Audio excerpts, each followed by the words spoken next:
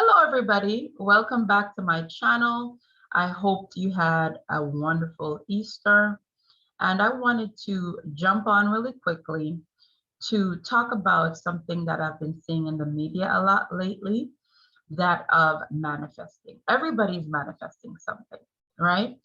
And so I really wanted to talk about it, especially because I see that Christians are saying this more and more. And so Christians are saying, I manifested this rather than I prayed for this and God provided or did this thing. So whenever we see something new in culture as Christians, we need to ask ourselves, how should we or should we engage this thing? How should we or should we even engage it? So let's talk about how should we engage this concept of manifestation, right? So what is the source of this concept? We get this idea of manifestation from Eastern philosophies, such as Hinduism, such as Buddhism, and others. We could go on Jainism, Sikhism, so on and so forth. I was first introduced to this concept through a movie called The Secret. I don't know if you saw that movie. If you did, comment and let me know if you saw it. But I felt like this was a very nefarious idea. However, I did not anticipate that this would kind of infiltrate Christianity, because the philosophies at that time seemed so diametrically opposed. But here we are, and so we have to talk about it. So as I said before, the concept of manifesting comes from New Age, and New Age comes from these Eastern religions. So how do these Eastern religions produce this concept of manifesting? They have a totally different idea of reality than people in the West do. So for example, in Hinduism, what we are experiencing as reality, the Hindu would say, is Vishnu's dream.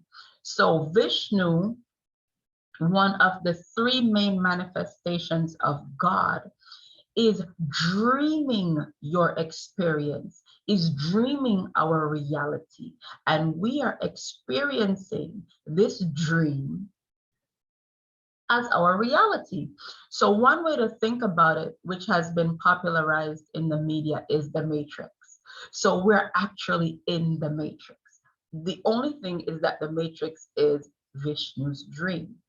So one of the implications of reality being a dream is that it is a mental projection, and so it is controlled through the mind. So I don't know if you've ever had this experience. I haven't had it, but I've heard about it, where you are dreaming and you realize that you are dreaming. And so because you realize that you are dreaming, you are able to control the dream, right? And so when you recognize that, based on this Hindu concept, reality is not a concrete thing based on concrete laws, it is just a mental projection, then you are able to control the mental projection through your thoughts. So the moment you realize that it is an illusion, it is a dream, you become the one that controls the dream. You become Neo. I use that concept of matrix a lot to explain New Age, right? So I want to stop here, and I'm going to kind of go back and forth between New Age ideas and Christian ideas to say, how does this view of reality stack up against a Christian view of reality? Now, the Bible tells us that God created the heavens and the earth. And the Bible also gives us the impression that when God created the heavens and the earth, he is creating a concrete thing with rules and laws that govern. So an example of rules that we see in in Genesis 1 and 2, rules of time, day and night. He created the morning and the evening, and that was the first day. So what God was creating is not a dreamscape. He was creating something concrete. Now, I may get a quick rebuttal, oh, but he created it by word. He created a tangible thing, even though it was created by an intangible force, right? He actually wanted us to understand that we are real, the earth is real. And so as Christians, we do not believe that we're living in an illusion. This is not the matrix. God created a reality, albeit a temporary one.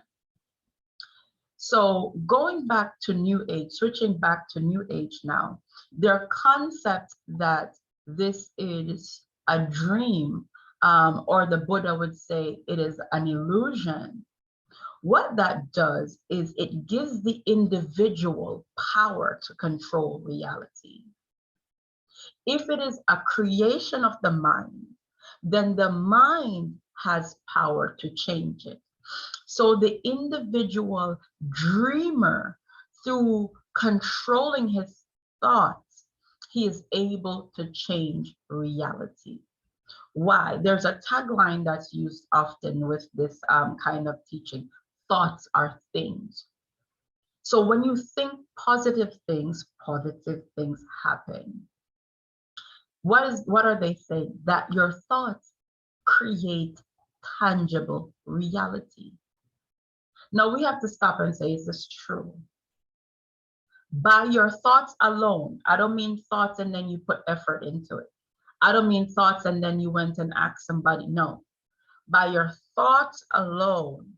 And in addition to that, not your thoughts with God manifesting, you by yourself as the individual, are you able to change the nature of reality? Well, if this was true, we would see people flying, breaking the fundamental laws of gravity in the universe because they can conceive it in their minds. Because the implication is whatever you can conceive in your mind, you can receive it. I'm not talking about God produced it in your life. You conceived it. You created it, so you received it. If that is the case, I would be a rich woman today. And most of us would be experiencing a different reality. But we know intuitively that we cannot change the nature of existence by thoughts alone, because thoughts are a totally different thing, stuff, than things. This is something that I am not the only one saying. John Locke said this before. John Locke is a Enlightenment philosopher. Berkeley, I think I'm mispronouncing his name. It's not Berkeley like the university, but Berkeley said thoughts are different things than things. Thoughts are different than things. It's dangerous to think, especially as Christian people, that we can create reality with our thoughts. Because what that does, it makes human beings the center of reality. It is idolatry.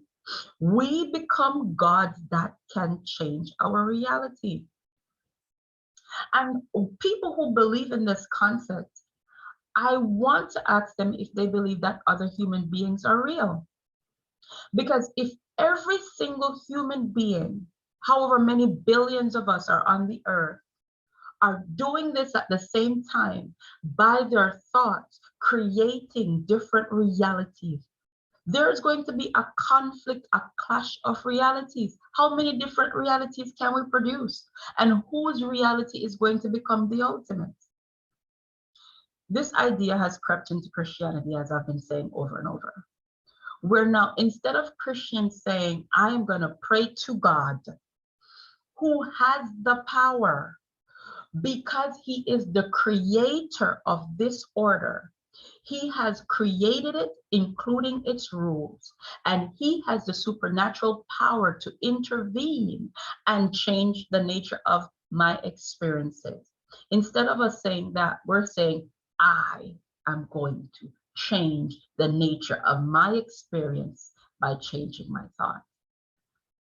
So the whole point of this video is faith the same thing as manifesting? We talked about what manifesting is. Faith is based on a fundamentally different worldview, a fundamentally different understanding of the nature of reality. Faith is based on the understanding that God created a concrete universe with laws.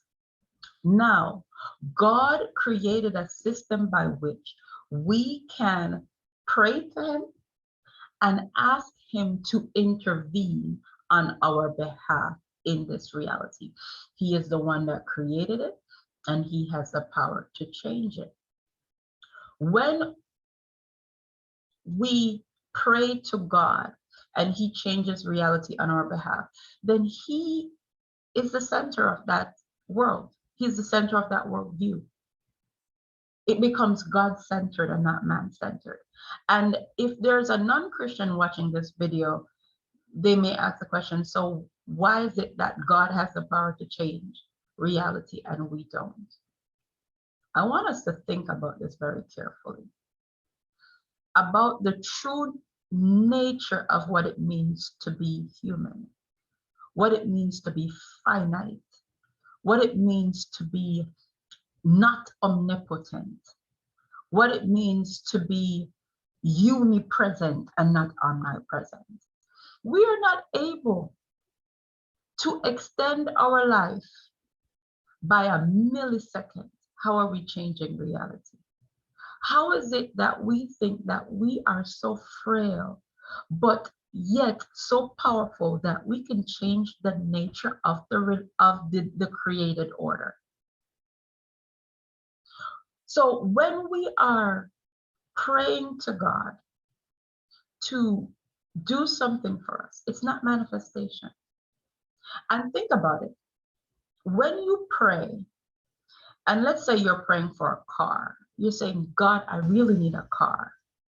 Is it that we are thinking about car and we're talking about car, and then we are looking and the nature of reality is changing before our eyes, and the next thing you know, a car is manifesting? Is that how faith works? No. No, it isn't.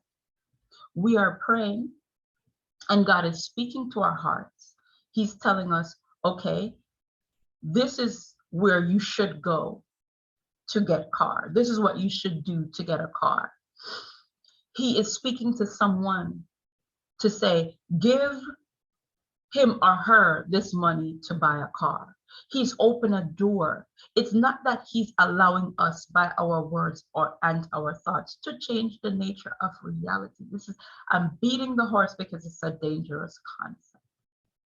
And so I want us to be careful of these idolatrous views that are coming with New Age that makes human beings the center of reality. And instead of us praying to God to do for us, we become God and we're doing for ourselves. That is not Christianity. So I'm encouraging you, Christian people, have faith in God, pray to God, but stay away from these New Age ideas that we are manifesting whatever we desire. It's a devious idea. It's an idea that sets us up to break us down, because no matter who you think you are, one day you're going to realize that you are not God. Thank you. See you next time. Hopefully, I'm going to keep doing these videos where I just address some of these ideas that are infiltrating Christianity. See you next time, guys. Bye.